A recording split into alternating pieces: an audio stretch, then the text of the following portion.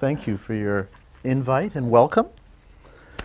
I too enjoyed this morning, and some new faces have appeared, and it's nice to have you here too. Before we begin, I'd just like to pray. Let's just commit this time to the Lord.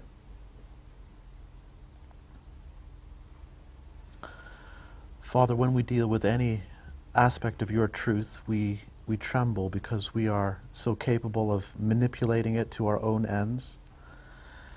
And Lord, there is so much deceit left in us. But we thank you that you have disclosed your truth to us, so we don't have to be afraid of it. And as we consider an aspect of it this afternoon, our prayer is that you would challenge us and transform us, both in our minds and our imagination, so that we can leave this place with a clear sense of what you are calling us to. So Lord, please help us together.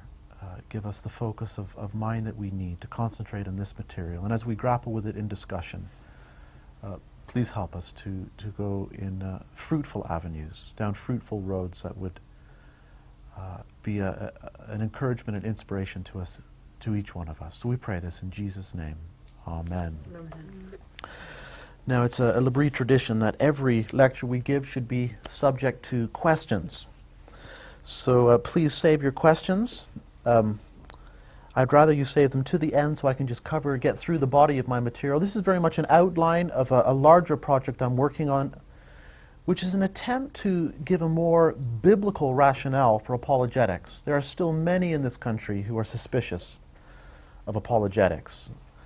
And some of them have good reason for that. And I don't think we've worked hard enough at a biblical justification for apologetics as a discipline. Thankfully, many have come over to an appreciation of apologetics. I'll define apologetics briefly in a moment for those of you who aren't familiar with the term. So I am thankful for many helpful developments, but it's amazing how much suspicion is still around. And I'm wanting to win these people, do my tiny little bit by working in the Bible. Now, what I'm going to do in this lecture is to bring together two ideas which have raised a lot of discussion over the last few decades. The one is apologetics, and the second is prophecy. Now, both of these ideas are extremely controversial.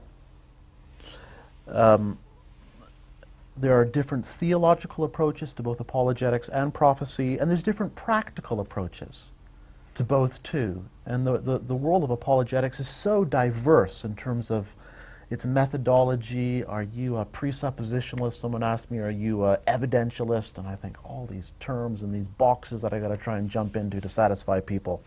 So they're both controversial, prophecy and apologetics. The other thing is that both are very easily caricatured. Apologetics is caricatured by many as those who are, it's something which is for arrogant intellectuals. It's just the highfalutin intellectuals of this world who are interested in apologetics. And basically, they like apologetics simply because they're ashamed of the simplicity of the gospel. They can't handle Christ died for sinners. They're ashamed of that, so they try to make it more sophisticated. So many people caricature apologetics in that way. And prophecy is also something which is caricatured by many in the church today. Prophecy is something which is simply a power game used by manipulative people who give their words of knowledge to get people to do what they want them to do. So it's very easy to caricature both apologetics and prophecy. Now, I think there are certainly dangers in both of these disciplines, if I can call them that, which lead to excess. Apologetics is dangerous, so is prophecy. And I want to say that I think there are great dangers with apologetics. I think those who are very interested in apologetics are always in danger of being unfaithful to the gospel. And that's because the apologist is keen to relate Christianity to its cultural despisers. Now, I use that term deliberately because that's where liberalism started. Liberalism actually started as an apologetic enterprise to make Christianity appealing to those who despised it. So we have to be careful. And it's amazing how many apologetic enterprises through church history have ended up in a very liberal place. And I think today there are certain ministries which have started very orthodox. But I worry about perhaps where they're going because of the dangers of apologetics. And then, of course, prophecy is also very dangerous. I think for many in the church today, it's become highly trivialized. Prophecy is reduced to forth-telling. And it often looks like the circus of evangelicalism with its own brand of fortune teller.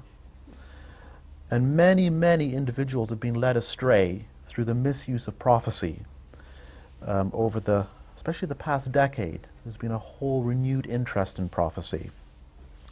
Now, what I want to try and demonstrate here in this lecture is that when both of these two ideas are brought together in the light of the Bible, the excesses of both are avoided. And I think the two really go together. And I think we have a powerful tool with which to work in this world if we bring together apologetics and prophecy, something which will aid us in our mission. And although I'm always afraid of slogans, I want to call this prophetic apologetics. And that's really what this lecture is about. Confrontation in an age of tolerance is really all about a call to prophetic apologetics. I believe that's where our mission lies within the 21st century, to be prophetic apologists. Now, when I use this word prophecy, and I don't have time to do a detailed study of prophecy in terms of what the Bible says about it, I'm looking at prophecy at how it was practiced in the Old Testament. And I want to acknowledge here my indebtedness to a theologian, American theologian, Walter Brueggemann. He's not an evangelical, but he's done some very helpful work on the Old Testament prophets. And his material has been very helpful. And what I want to do is to bring the model of the Old Testament prophet to bear on the practice of apologetics today. Now, apologetics is all about how we commend the truth to others. And it's a calling that every single Christian has, to commend the truth to other people, to those who are not in Christ. And I think the model of the Old Testament prophet gives us a key how to commend the truth to others, to individuals as we interact with individuals who are not Christians. I think apologetics has always had a very helpful role in terms of the culture at large. So you see the prophets addressing cultures, civilizations, whole societies. And I think also apologetics always has a role to the church itself. The church is constantly being enculturated. And when that happens, it too needs the challenge of apologetics. I call this cultural apologetics, to bring the church back to the mindset where it needs to be. Now, both, if you look at the Old Testament prophets and you look at the apologists, both are engaged in a dialogue. That's what apologetics is. It's a dialogue between two people or two parties. And between these two is a clash of ideas. This is very central to what I want to say. In this dialogue between the two parties, there is a clash of ideas. And the prophet or the apologist is seeking to bring the other group that they're in dialogue with to the place of truth, to bring them over to the truth because there's a clash of ideas. And in order to do that, the apologist has to understand both worlds, the world that they occupy and stand within. So that's why we as Christians have to understand why Christianity is true. We have to see why it's intellectually defensible to its despisers, to its detractors. So we have to understand where we're standing intellectually. And that's a call that all of us need to hear continually. Because I think in the church today there's still a huge need for people to understand why Christianity is true. We have to understand our world. But then secondly, we have to understand the world that we're in conversation with, those we're dialoguing with. John Stott called this double listening, to understand the world we're a part of, Christianity, the truth, and understand the world we're dialoguing with. And we do that as an act of compassion, because communication is only intelligible when both of those worlds are clearly understood. And we want to build a bridge between the two, a bridge from the one to the other. Now, when we look at the Old Testament prophet, I think they're a real model for how we engage in apologetics. That's my starting point. And we examine the dialogue between the two worlds that are there in the prophets. We see the following objective at work. And this is key here. The prophet was calling people to a counter-consciousness by challenging the dominant mindset. That's what the Old Testament prophet was doing. He was calling people to a counter-consciousness by challenging the dominant mindset. So the prophet wanted to nurture a mindset which was alternative to the prevailing one. That's the milieu in which he engaged in his work. Now I want to suggest that this is also the task of apologetics. to counter the dominant mindset and to bring them to an alternative mindset, to bring them to an alternative. Now, both the Old Testament prophet and the apologist is engaged in a battle for the mind. And it's a battle for truth at the level of consciousness.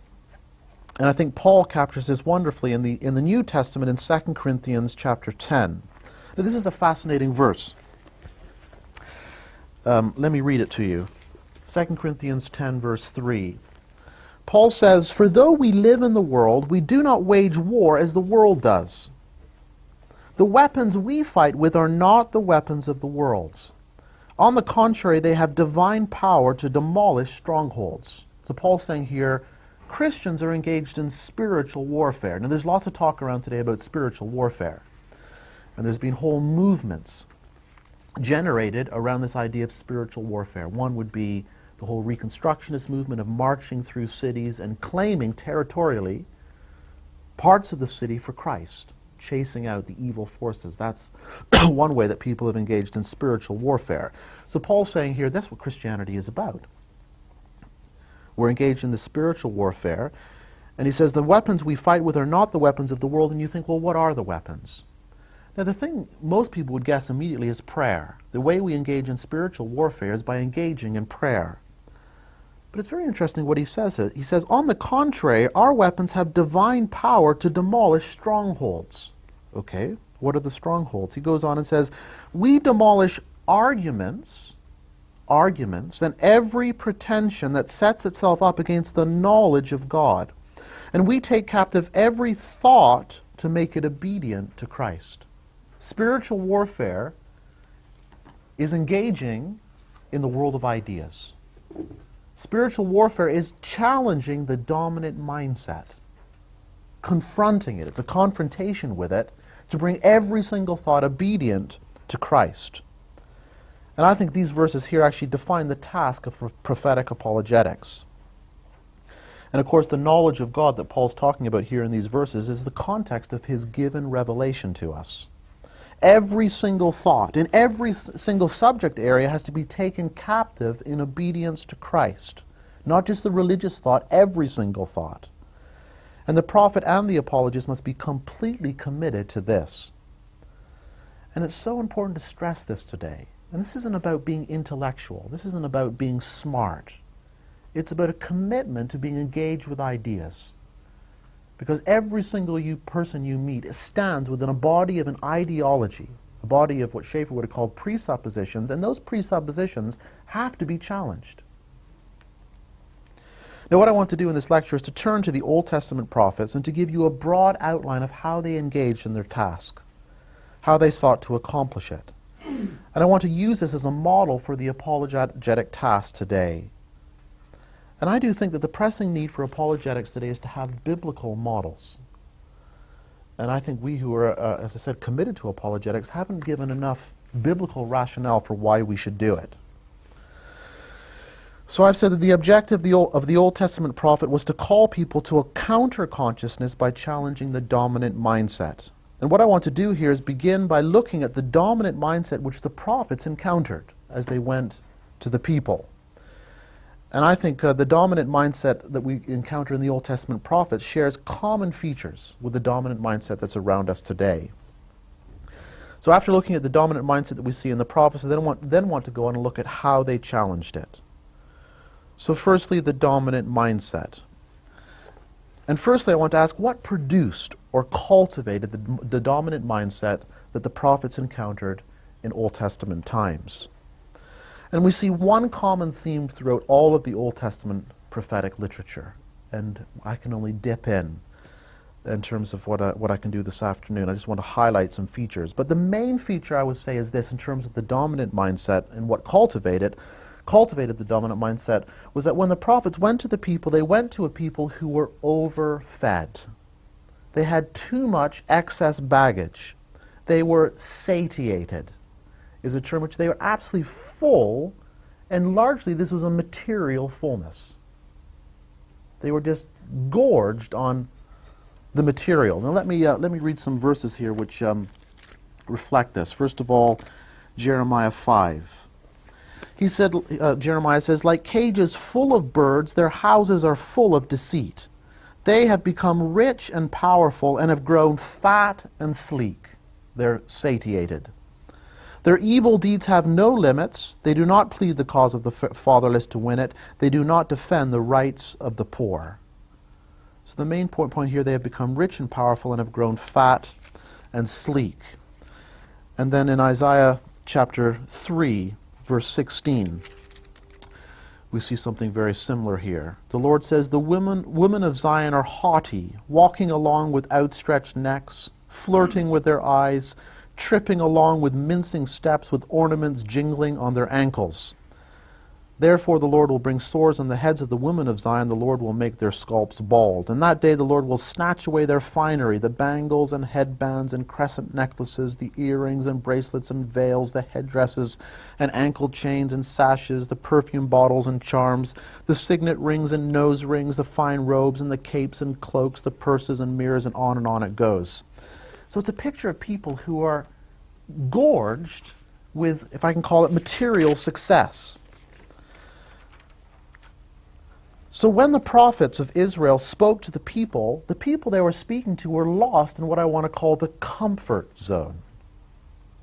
They had everything they could possibly want and more. That was what cultivated the dominant mindset, satiation. Now, I think the parable with our own moment historically is self-evident, and this isn't going to be a rant about consumerism and materialism. I'm just trying to find out what cultivated the dominant mindset. But we too also today live with satiation.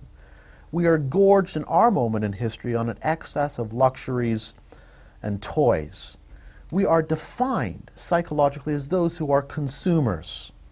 That means we live to consume. It's one of the main purposes of being a human being in the 21st century. We have millions of options before us, and each one is there further to gorge our longings. And we today are people who are always consuming and never satisfied. Allison and Stephen and I were joking last night that if purgatory existed, what would it be? And I think quite a daunting, haunting picture of purgatory, even hell, would be of a shopping center. An entrance and no exit. Yeah, absolutely. You got it in spot on. And there's one entrance and no exit. You're trapped in there for thousands of years, constantly consuming and never satisfied. And the more you consume, the less satisfied you are, the more you want. And you're just constantly gorging, but never really filling yourself up. Now this overfed phenomenon produces the same mindset every time, because we're looking at what is the dominant mindset. And it's this. The dominant mindset is the vaporization of history. It's a fully realized eschatology. Everything becomes completely tied to the present. You cannot see the future because the present becomes everything. So to feed and stuff my face and to stuff my longings is the only concern. And that only relates to the now, to the present. So in our day, consumerism is a radically now activity. What you buy today is no good for tomorrow, and you know that's the case. But today is all that matters. So satisfying my consumer need doesn't relate to either the past or the future. It's a wholly now activity. So the overfed phenomenon, to be satiated, always leads to a consciousness of time which is strictly present. So in Israel, those who tripped along with ornaments jangling on their ankles, they never gave a thought to the future. The thought was all about now.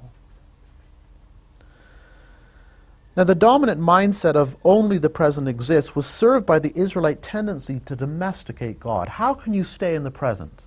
How can you stay comfortably in the comfort zone of the present? Well, in order to do that, you have to domesticate God.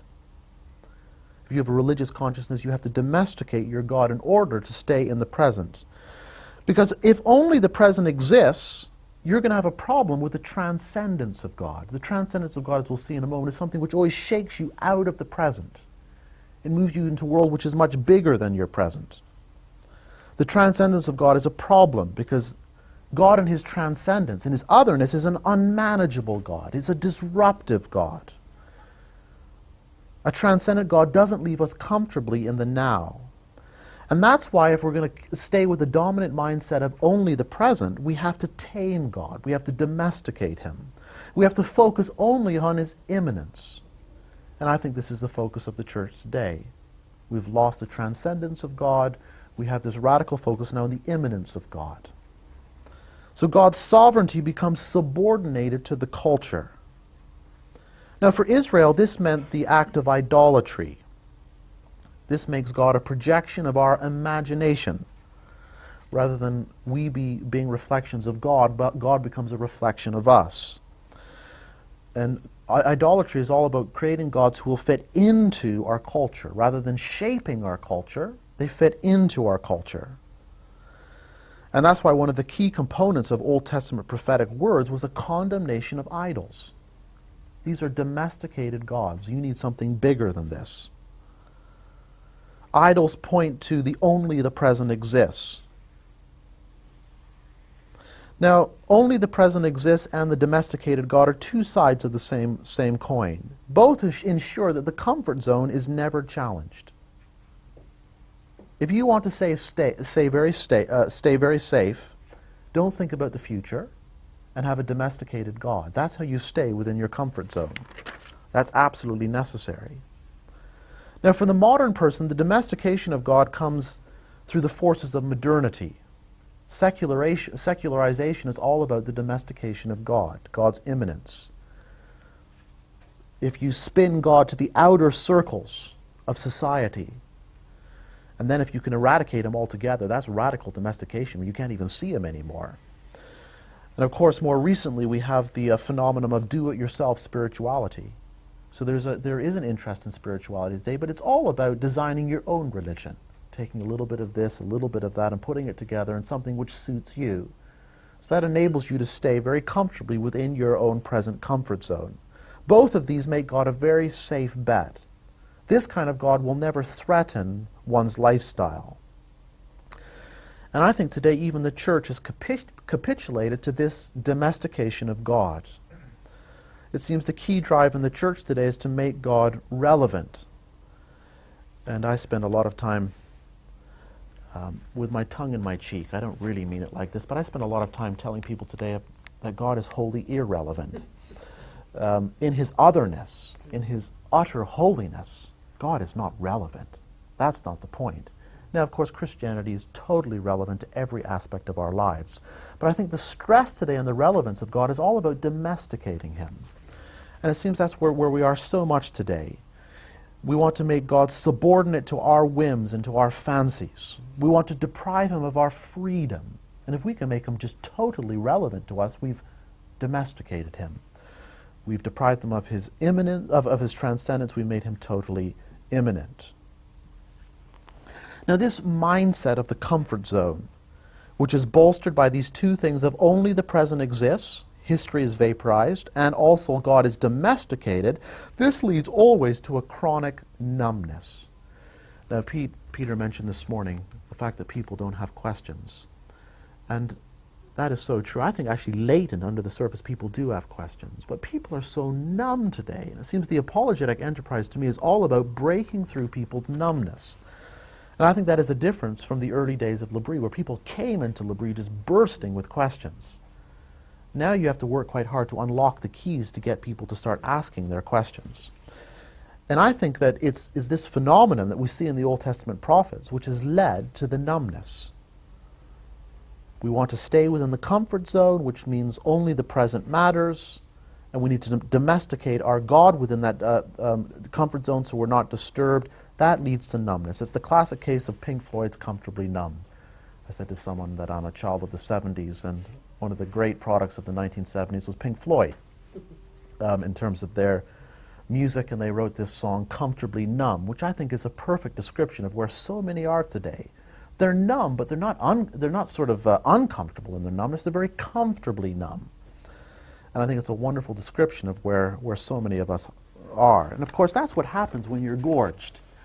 You think of 3:05 after your Christmas dinner, and you've absolutely stuffed yourself with more turkey than you could normally eat in 3 weeks.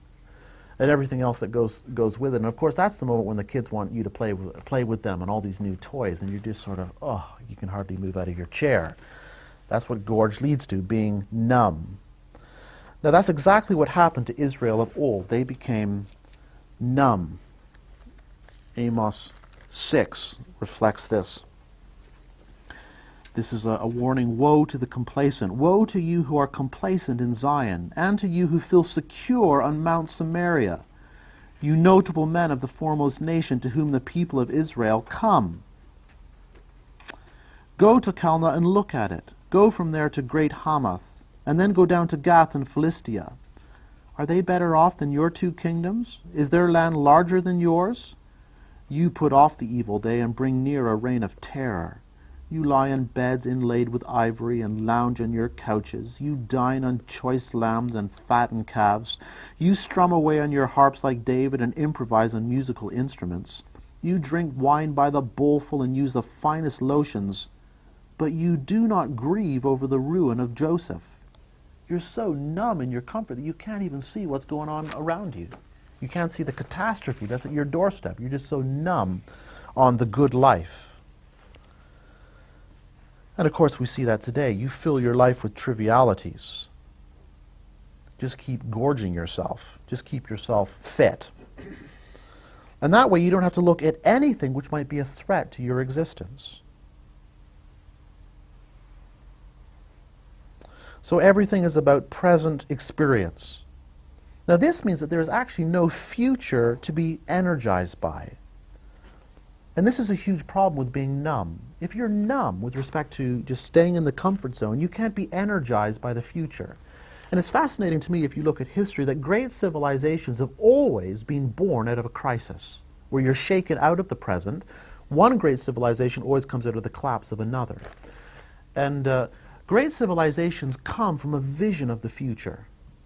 You think about people who've built some of the great architectural features of the European landscape.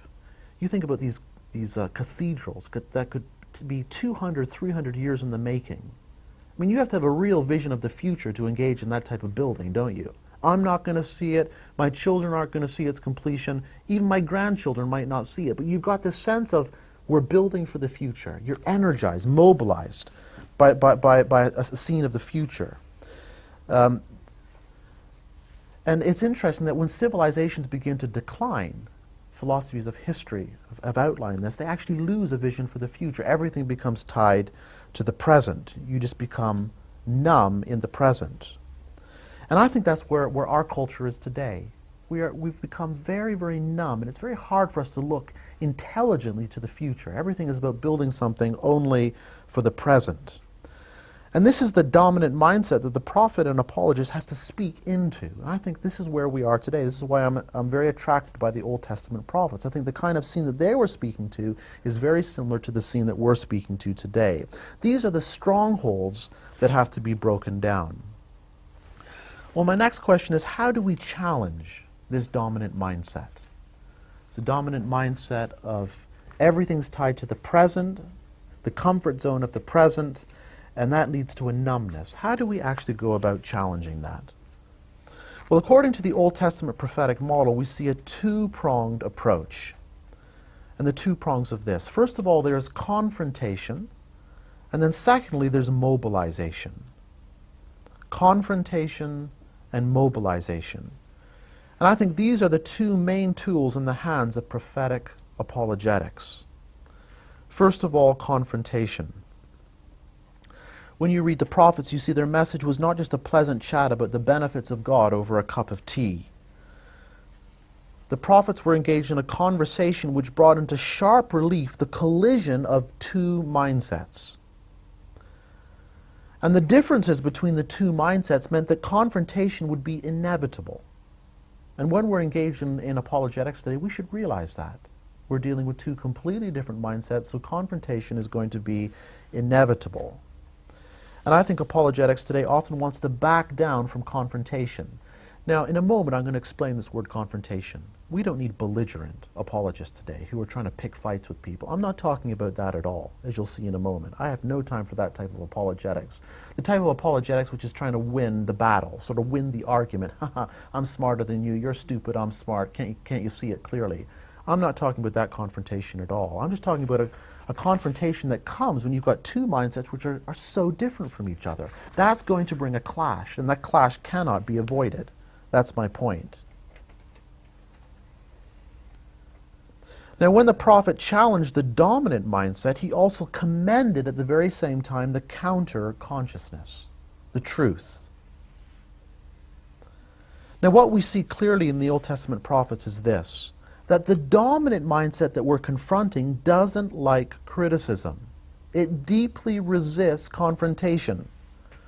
See, when you read Jeremiah, poor guy, his message went down like a lead balloon. The guy received death threats because of his challenge of the dominant mindset. And all of the Old Testament prophets, to one degree or other, were subjected to ridicule simply because of this clash that took place. And that clash comes because confrontation disturbs the status quo. It actually ruffles the comfort zone. And there we are, numbly sitting in the comfort zone, and suddenly some irritating person comes along and actually confronts your dominant mindset there. That's going to make one angry. And that's why today tolerance is in. Let's be tolerant of every view, because it just allows me to stay comfortably numb within the comfort zone. And confrontation is just totally out. And it's so easy for us as Christians to buy into that mentality. And the rules today is don't rattle the cage under any circumstances. That's the one no-no. You can believe what you want, just don't rattle the cage. And we need to keep singing to each other, everything's going to be all right. I love Bob Marley, but I'm not with his theology there. Everything's going to be all right. It's like Nero. You know, let's play the violin while the city's burning around me. Of course, he probably set fire to it. That made him want to fiddle. But everything's not all right. And people don't want to hear that today. To say everything's not going to be all right, there's something wrong, is deeply, deeply disturbing. Let me read some more text here. Jeremiah chapter 6.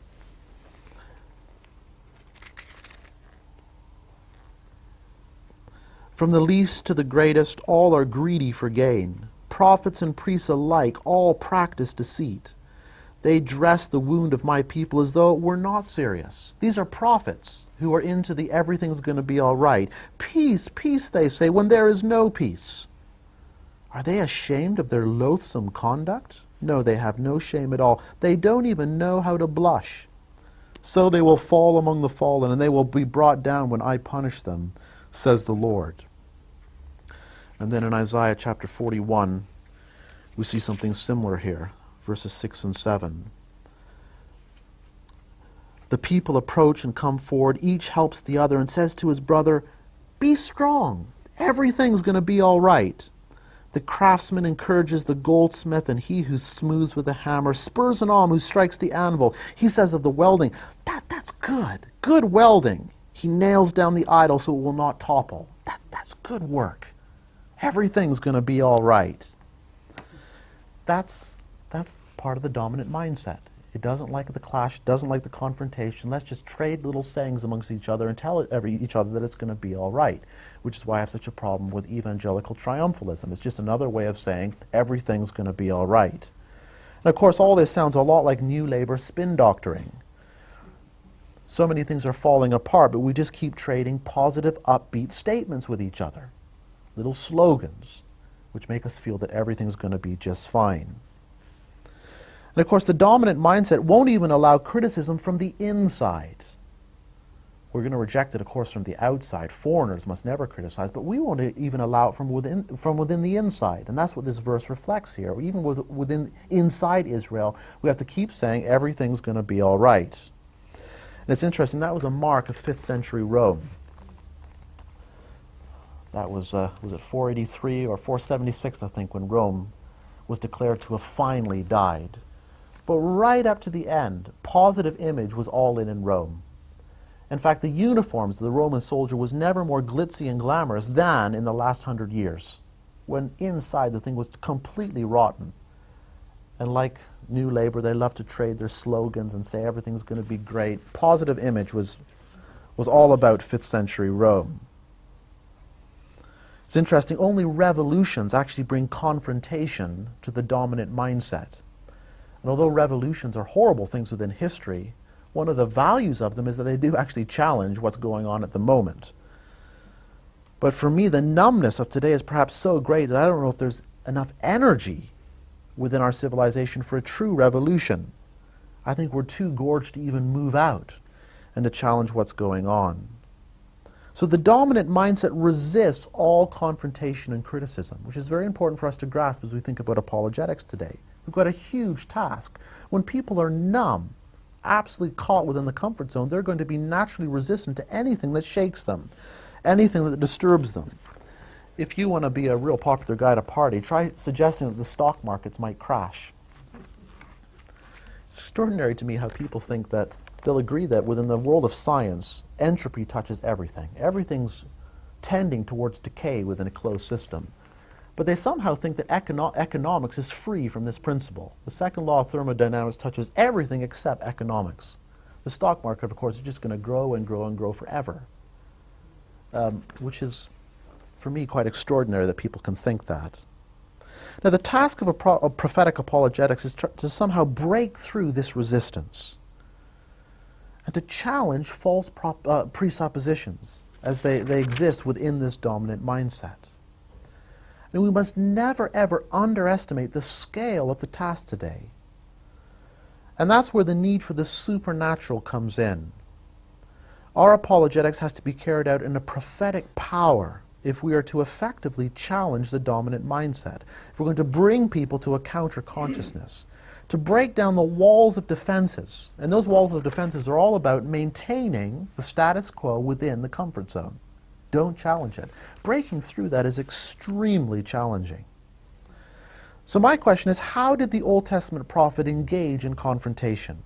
How did he break down the walls of resistance?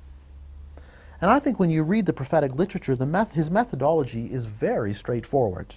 What did they do? Basically, they issued a funeral announcement. Now, that doesn't sound like a very exciting way to do apologetics, but I think there's something in this. For me, it equates with Schaeffer's taking off the roof. It's basically a gentle, compassionate way of issuing the funeral announcement, saying, this is no good, it's going to die, it doesn't stand up. Listen to Isaiah 5 with the idea of the funeral announcement in mind. The Lord says, "Therefore my people will go into exile for lack of understanding. Their men of rank will die of hunger, and their masses will be parched with thirst. Therefore the grave enlarges its appetite and opens its mouth without limit. Into it descend their nobles and masses, and with all their brawlers and revelers." Now, this is the constant message of the Old Testament prophet. That's why they're not always the most upbeat literature to get into. These guys were constantly issuing death notices. They were constantly pronouncing endings.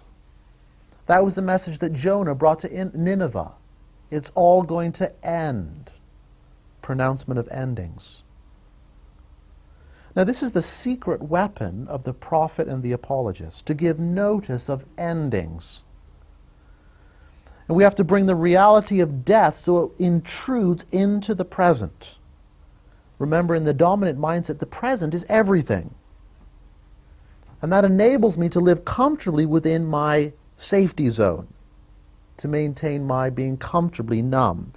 I've got to intrude into that, and the only way I can do that is by a notice of endings. The intrusion of the message of death has to shatter the dominant mindset. The security of the now has to be blown apart with the announcement of endings. Now, although this is a very uncomfortable message, it's absolutely true to reality. And that's why we have to confront the dominant mindset with a message of endings. Finitude is structured into everything in this universe. It's going to end.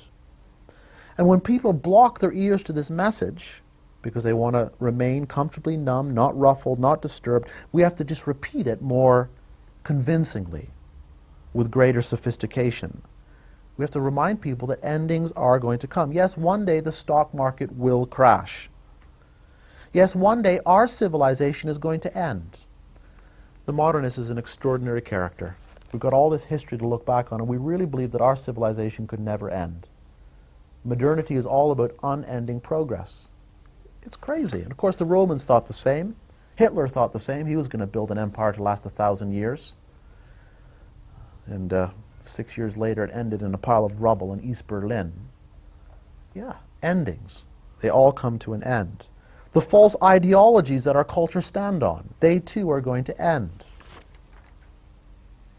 And to the individual who's lost in numbness, you too are going to die. Death is the wages of rebellion against God. It always pays out in the end. You cannot avoid it. Now, it's extraordinary to me how late modernity has inoculated us against the reality of our own mortality and death. Even when the doctor tells us the bad news, you've got so many months to live, we block it out today. We block it out. The reality of death just doesn't penetrate our numbness. Now, I'm still fascinated by September 11th, 9/11. And I think on that day, the numbness was suspended momentarily for Western civilization. There was a suspension of numbness. And I'm not one of those Christians who dogmatically pronounce that this was God's judgment on America and the Western world, but I do like to see it as a word of prophecy. I think it was genuinely a message of endings. Take these massive symbols, the symbol of the financial strongholds of the World Trade Center, the military stronghold of America, the Pentagon. And in that day we saw how vulnerable these institutions are and what they're symbolized by. It was a warning for me of mortality. These things which are so solid, which could never die, were so threatened on that day. It was a prophetic message. And we woke up for a moment and then sadly lost ourselves quickly again in satiation. Now for me, this is something which I love about Blaise Pascal's Apologetic. Blaise Pascal embodied prophetic apologetics. Death is the key to Blaise Pascal's writings. And Pascal said that only death can break through indifference and numbness and move us to passion. And he said passion is essential if you're going to find the truth. He said the one thing that's required for coming to Christ is passionate truth-seeking.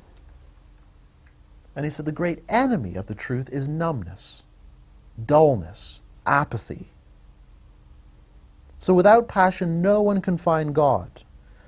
And he said the thing about death is that it can move us from numbness to passion. It takes us out of our comfort zone. It frees us from triviality and makes us face a world much bigger than ourselves. Now at this point I want to add something very important. And again, it follows the model of the Old Testament prophet. When we engage in confrontation, we must never ever do it in anger. Never do it in anger. We never do it with a smirk of arrogance, as in, haha, I told you so, I'm smart, you're stupid. When we announce the funeral, we don't get a cheap thrill out of it. Oh, I'm so glad this is going to die, this rotten, horrid, stinking civilization. That's a sick way for Christians to behave. When we confront people with death, whether it be death at all levels, the death of a civilization, the death of our institutions which are so precious to us, or whether it's the real death of an individual, whether it be the death of an ideology, we always do it with grief. We engage in a genuine lament. And that's what we see frequently in the Old Testament prophets. When they announced endings, they never gloried in it. They never got a thrill out of it. They didn't foam at the mouth, they wept. And again, we see this in Jeremiah. Jeremiah is the weeping prophet. Jeremiah 4:19 and 20. Listen to this language. Oh, my anguish, I writhe in pain. Oh, the agony of my heart. My heart pounds within me. I cannot keep silent, for I have heard the sound of the trumpet. I have heard the battle cry. Disaster follows disaster. The whole land lies in ruins. In an instant my tents are destroyed, my shelter in a moment. How long must I see the battle standard and hear the sound of the trumpet? Oh, my anguish, I writhe in pain. And you know, when we face a situation, whether it be with an individual, you see the ideology they're hanging on to, how insufficient it is in terms of basing a life on. When we deconstruct that, when we do what Schaeffer called taking off the roof, when we point out its inconsistencies, when we pronounce endings on it, we don't do it as a game to win an intellectual debate. We weep as we do it. And you know, when you meet people who became Christians through Schaeffer, they said the thing that struck them about Schaeffer is that he wept, often cried as he dealt with their questions. And he saw the insufficiency of what they were standing on at the moment. So this is a very important point, that we have to engage in this with tears. And I think this alone will prove that in the confrontation we're actually for the other. We're not against them. This isn't a confrontation, a clash of winning an argument. No, we're for this person. We're challenging the mindset in order to bring them to the counter-consciousness of truth. The second prong is this. The second prong in challenging the dominant mindset is mobilization. The first is confrontation. The second is mobilization. Now, of course, we always have our prophets of doom around, those who study gloom and tell us how bad everything is. And there are those who love to pronounce the funeral announcement. Now, this may challenge the dominant mindset, but it doesn't mobilize it out of it to a counter-consciousness. And that's why when you look at the Old Testament prophets, you always see the other prong. You've got confrontation, and then you've got mobilization. And where confrontation comes out of the message of death, mobilization comes with a message of hope. And prophetic apologetics always has both of these prongs. Confrontation, the message of death; mobilization, the message of hope. Let me read some well-known verses from Isaiah chapter 40. Comfort my people, says your God. Speak tenderly to Jerusalem, and proclaim to her that her hard service has been completed, that her sin has been paid for, that she has received from the Lord's hand double for all her sins. It's over. It's over. There's hope. And then in verses 9 and 10, you who bring good tidings to Zion, go up on a high mountain. You who bring good tidings to Jerusalem, lift up your voice with a shout. Lift it up, do not be afraid. Say to the towns of Judah, here is your God. See, the sovereign Lord comes with power, and his arm rules for him. See, his reward is with him, and his recompense accompanies him. He tends his flock like a shepherd. He gathers the lambs in his arms and carries them close to his heart. He gently leads those that have young. So you come with confrontation, but you also come with a message of hope. And this hope is not just about optimism. That would simply fall into the dominant mindset of everything's going to be all right. Let's just keep being upbeat and positive. Hope, according to the prophets, is the promise of newness. It's breaking out of the dominant mindset into something which is much better. For one thing, it's something which is real, something which is living, something which is true. And I believe only hope can enable people to break out of the dominant mindset. And hope means being willing to face newness. It's being willing to break out of the present is everything mentality. It's to face the possibility of something different. Now, hope always feels like a huge risk. And that's simply because being comfortably numb is the safest place to be. I think we fail to realize as Christians how dangerous hope is. Hope is one of the most dangerous things in the world. It's the most wonderful gift we can give someone, but it's dangerous because it actually moves someone from where they're at. It moves them out of the present, out of the comfort zone. Now, the hope of the counter-consciousness is always linked to God. And the God of counter-consciousness, the God of truth, is not domesticated. He's not subordinated to culture. He's a God who is transcendent. He's a God who is unmanageable. And it's because he exists beyond the dominant mindset that the promise of newness exists. God exists beyond the present. And that means when he intrudes into the present, he deeply disrupts it. Now, all this is simply a way of saying that God is free. God is free, and he can't be brought under our own little agendas. Isaiah 40, verse 13 to 17. Who has understood the mind of the Lord, or instructed him as his counselor? Whom did the Lord consult to enlighten him, and who taught him the right way? Who was it that taught him knowledge, or showed him the path of understanding? Surely the nations are like a drop in a bucket. They are regarded as dust on the scales. He weighs the islands as though they were fine dust. Lebanon is not sufficient for altar fires, nor its animals enough for burnt offerings. Before him all the nations are as nothing. They are regarded by him as worthless and less than nothing. An amazing statement of God's freedom. And it's God's freedom that actually secures the reality of our hope, the reality of newness. God is not bound into our dominant mindset. And that makes possible something completely different and new. And it's in that different, something different, that we have our hope. Something which can set us free from numbness and indifference. Something that can set us free from death. And to enter this by means of hope is to come into the counter-consciousness. To leave that which is dominant, something which leaves us in the comfort zone, to break out of that into something new. It comes through hope. And of course it's a consciousness that is centered in God, a God who is free, who is not domesticated.